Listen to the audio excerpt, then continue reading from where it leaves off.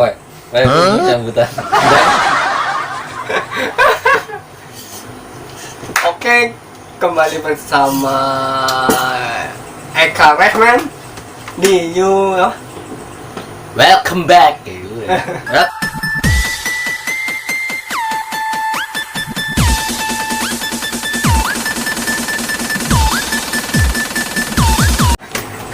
welcome back my channel Eka Rahman. Di malam ini yang sesunyi ini kita akan membahas perkebun-kebunan. Anjir. Ih.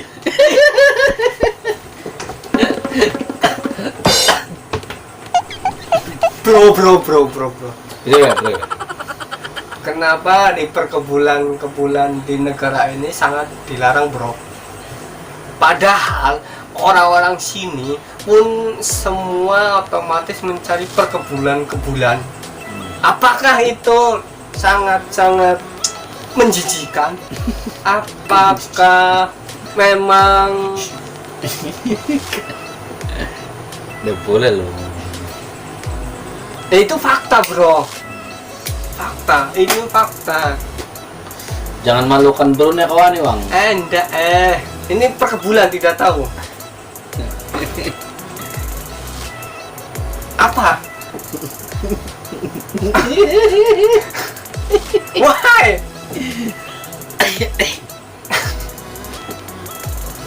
Sebenarnya ya emang semua butuh inspirasi karena kebul. Apakah sangat beracun? Karena kalau memang beracun, pabriknya itu atau kilangnya itu Tetep. di stop, bro, stop. Kenapa? Yes. Tomorrow yesterday. Kurang mundur kan ini mana? Jangkrik. Nah. Mana suaramu, anjay?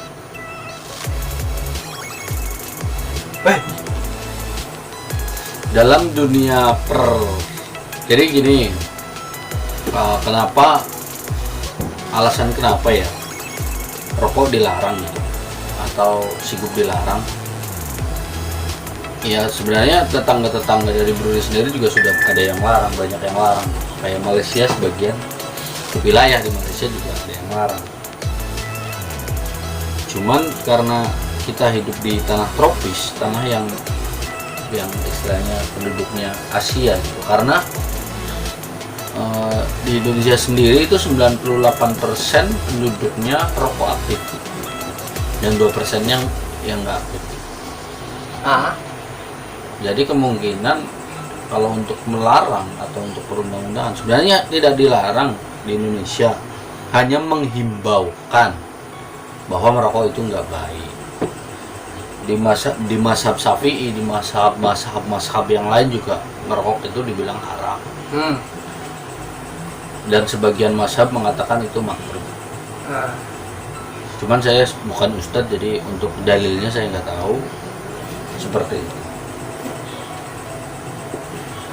Ya seperti itu.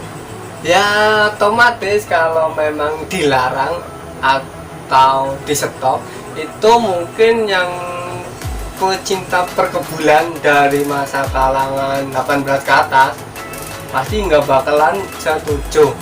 Nggak bisa, karena gini, sebagai pengusaha gitu, pengusaha tembakau, kan ada tembakau sebenarnya kan dari pohon atau dari tumbuhan tembakau.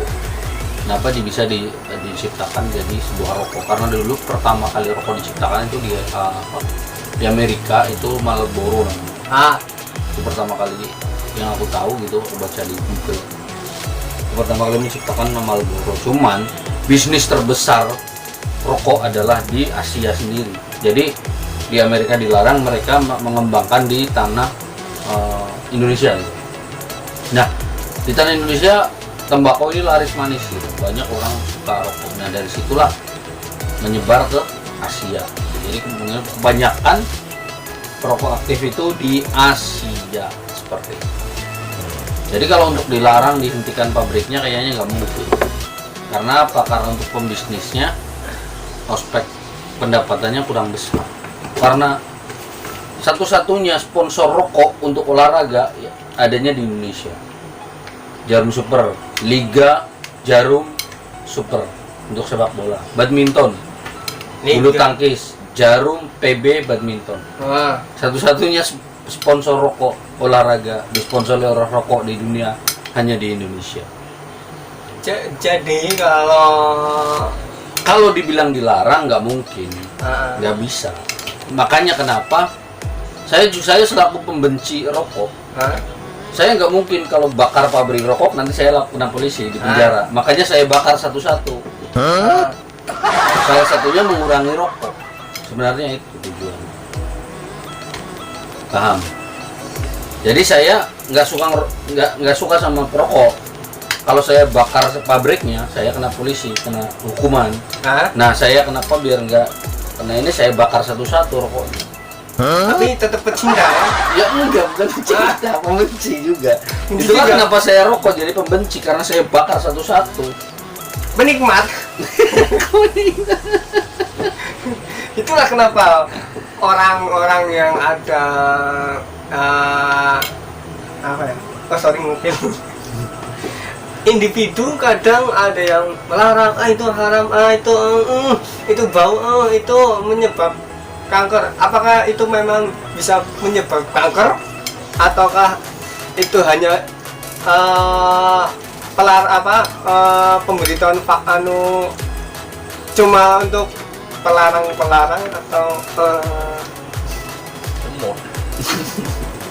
ya intinya emang dilarang dari pihak-pihak efek maksudnya. Iya gitu. Efek samping memang betul. Efek samping dari rokok itu ya memang nggak baik. Tapi kan bagi kami pekerja Asia gitu, ngerokok itu ibarat kan udah kayak kebutuhan. Jadi kalau istilahnya penyemangat. Ibaratkan kalau bahasa ceweknya, kalau cewek keluar nggak pakai lipstik nggak cantik dong. Kalau cowok nggak ngerokok kayak bencong gitu. Bagi kami, karena kerja nggak ada rokok, sempiang. Tahu sempiang? Tahu. Lala lulu kayak ketek. Makanya kenapa harus rokok? Gitu. Jadi ya memang nggak baik. Di rokok pun ditulis peringatan rokok membuat kanker, apalagi membunuhmu, kantong kering itu kanker. Itu juga. Tapi gula buat kencing manis. Tapi kalau tapi semua memang semua produk, nggak cuma rokok, nggak cuma barang-barang lain, semua pakai efek samping. Contoh apalagi rokok menyebabkan kanker. Banyakan gula juga penyakit gula, apalagi nggak ada makanan di dunia ini yang untuk kebutuhan itu memang semua ada efek sampingnya. Makanan sayur, asam urat. Nah. Jadi yang bagus mie. Mie membuat usus getas dan otak gampang pusing. Melintir. Jadi intinya itu pengebulan itu oke-oke saja ya. Ya, dibilang oke sih nggak oke. Cuman bagi pecinta rokok aktif gitu ya, ya udah sih gitu. Namanya mati, ya semua orang mau mati. Ya, iya. Mau dia nggak ngerokok, mau dia enggak, ya mau mati ya mati. Iya. Kalau itu kan emang kuasai lah. Kalau yang emang udah ajalnya tetap.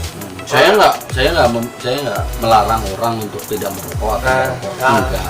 Pribadi masing-masing. Tapi ya nggak melarang-larang juga. Iya. Jadi kan antara yang suka perkebunan atau yang tidak itu kan pribadi masing-masing kan. Nggak harus kamu ini tidak kan, tidak harus gitu kan.